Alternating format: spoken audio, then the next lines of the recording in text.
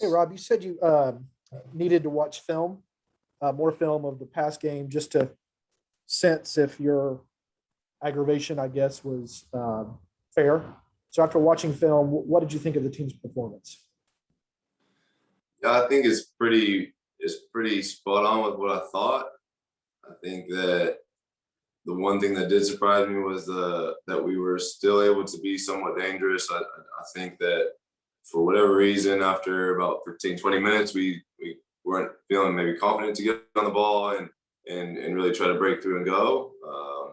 It was that was I think maybe a little bit of the frustration, but the fact that I mean even in the end of the game, you're still guys are still trying to push forward, and that's commendable because it got really tough there for a lot of the moments, and to still be trying to go and get goals when you're winning, I thought was a good mentality to have. I think that there's definitely some things we need to clean up and make sure that we're better at when we go forward. Stopping DC United, it seems as simple as trying to contain Kamara. I know that's not simple, but what are the keys to trying to keep him under control? I think in terms of this game for DC, like they're very good in transition. That's going to be a difficult one in terms of how they like to attack, direct and to try to get in behind early and really try to force the issue there with intense pressure.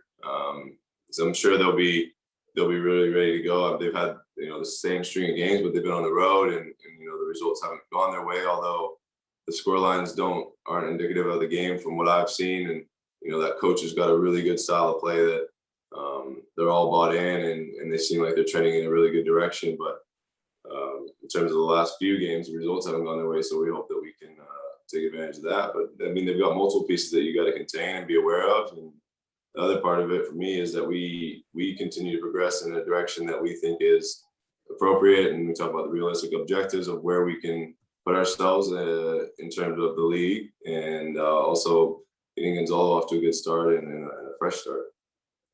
And do you have an update on Huzetu and Sosa?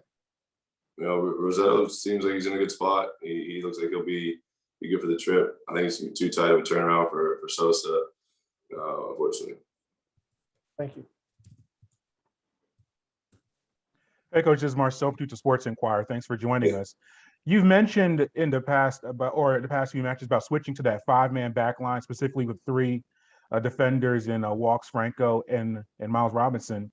What led to that change, and how do you get better just with this limited amount of time? Is it just more film session? Do you just hope they get better on the fly? But discuss this new defensive back line that you've been using the past few matches. We've tried a lot of different things in terms of film. We've not had a lot of training hours, so it's been difficult. We really try to be creative in how we approach the team in terms of information, whether it's opposition, whether it's ourselves. The back line, I think, has done really well. I thought, going, Miles was away to start when I ended up taking over, and so we didn't have the option to play him. So at the time, I thought what we were going with at the moment was that back four, and the players that were playing in front were fine. And then as we get players back, you just try to figure out what it makes you more dangerous or what you feel the team will benefit more from. My personal thoughts of being attack minded and being aggressive going forward will leave you open at times. And so you need to make sure you have the cover and you have enough defenders back. Not everyone can go forward. So that was kind of what led to us thinking about keeping more of a back five at times, or if we have three and the wing backs are attacking, and we can add more numbers that way. So.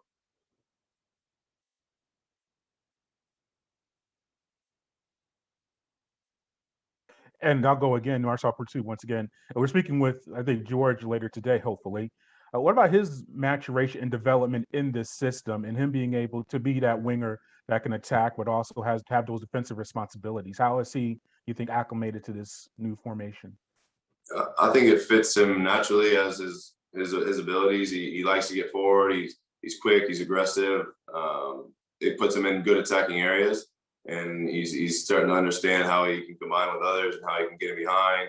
End product is always something that we preach to him, whether it's the final pass, the cross, or he's in a shooting range. Can he add to that? And then he's a defender as well, so he's got to work back to defend. And at times when he's been in those defending roles, he's done really well against, in my opinion, top attackers in this league. When the attackers from Toronto put some of their top ones in, he was good. I thought when even when he tired out, he was good. In LAFC, he's done well. He's done well with his opportunities in the national team. So I think he's matured as a player. He's done well. I think he does well in this system, playing as an attack-minded wingback, but he can also defend as well.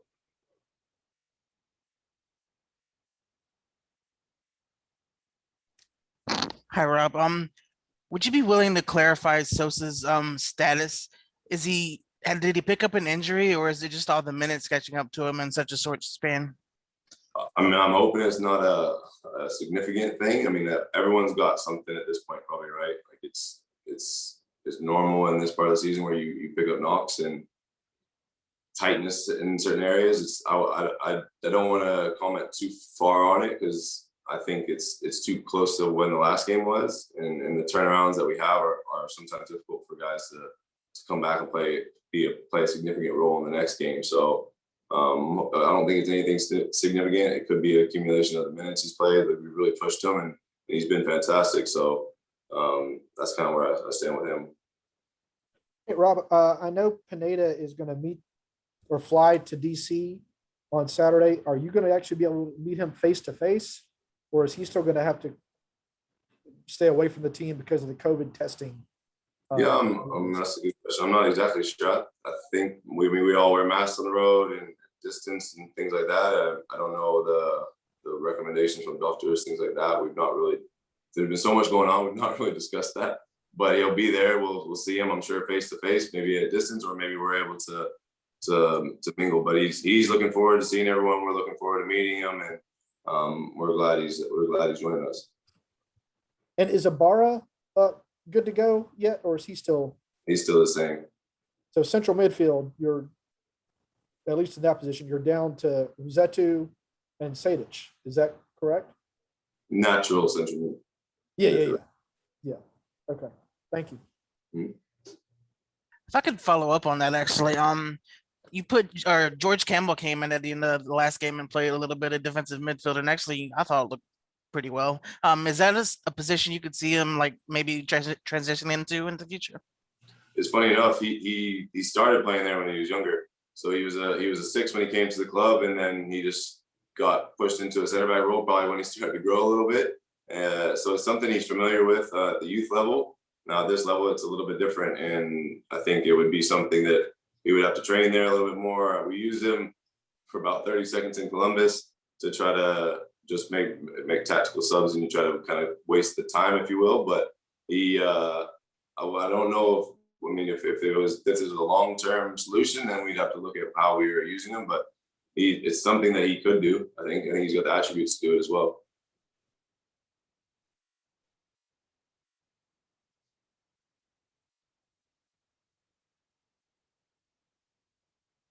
One more for me. The team had a really good performance against DC last year. The previous few times they played there, it wasn't as good a performance. Any worries about that going into this one, or is it just kind of different teams, different players, different everything? I mean, I think we're both at completely different spots. The past is in the past. The new coach, completely new mentality, completely different spot. And us, like, we're in a completely different position as well. And I think both teams at the moment are for the better from where maybe we were last time, although we got a good result. Like, I think we're in a different spot heading forward, and I hope for the same type of result. That'd be great. But I know it's going to be a hard battle, and it's something I think we're going to be up for. It's the last of our 3 games here in the short period, and hopefully we can get one more good push here and leave ourselves in a good spot.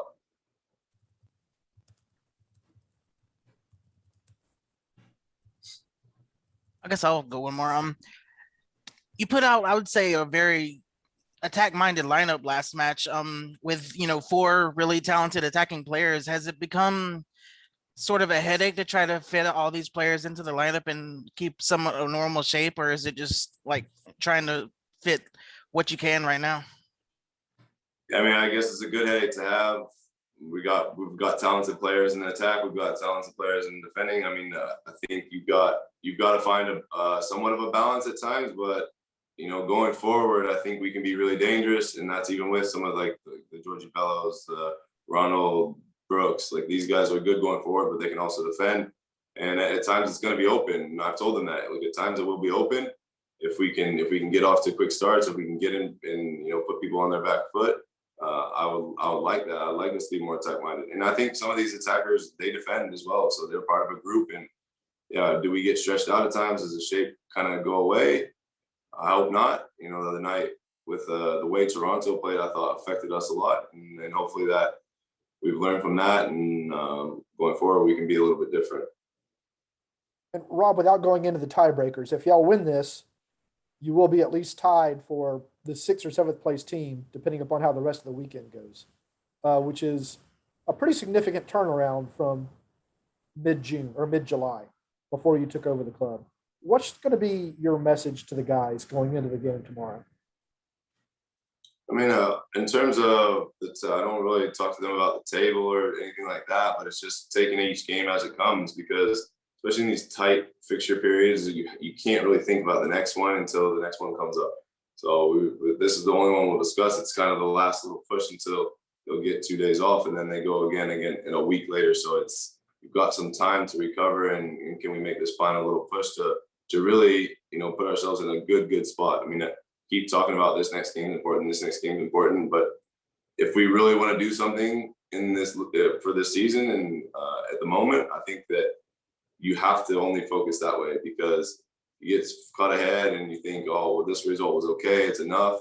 It's not, and I think that's ultimately where we found ourselves. And I hope that this game could be a good turning point as well, that we get a good result and we push forward and it goes from there. But I don't want to think ahead. I don't think about the league table as much, and just this game and getting a good result.